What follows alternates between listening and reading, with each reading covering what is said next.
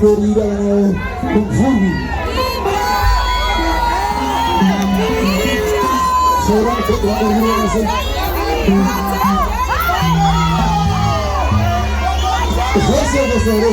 Tinamutenda zikuru. Mutendana. Tinamutenda mafanzi yedu zikuru. Ndote Simoni. Hapo wajibadi. Bana amaze kuzoti joga nazo tauni swati siri joga na wafa.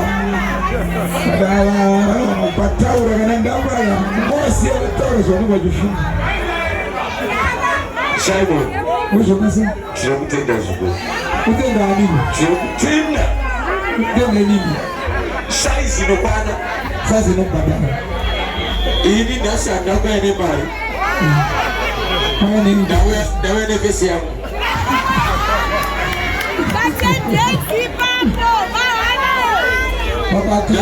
Naona zaida tindo kwazi na maki.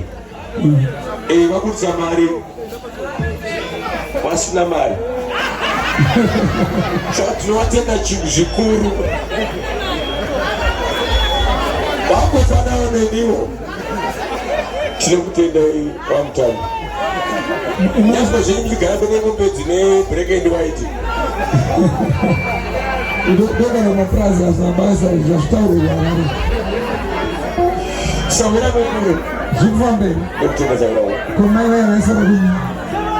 Amai nda wasila kuti ndio kuone goma. Masukanga nabiza zvaro kuita. Masawira manyama. Kilipa mtsetse. Kuliko mtsetse. Mtsetse. Kilipa mtsetse. Ainda kama mtsetse wako wakafamba shauka pia gari. Ona wachivayo. Ibombe remongo wachivayo ngore. Mtsetse wako sawira kufamba. Ndikaka driver bebe ndichibva kumapinga ndikaka driver nazomenga kuti aiwa saka sazinobhadhara tokutendai saura wangu tiripa mutsetse saura wangu nene saura wangu aiwa saura wangu manyama ana kana sendi isawira chetongamite sei angori nelafu izvona se kundona sei machenero andaka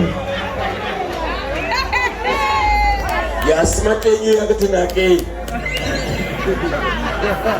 nasa wakachena chumi nati mukulele ivagamuda iso mazoezi ayakabhoro chumi nati mukulele nyowani hati wainzo natara waitipa mtsetseni daiso takurova imwe inonzi mweya yemadzinza urikoro tokutenda izvezvo saka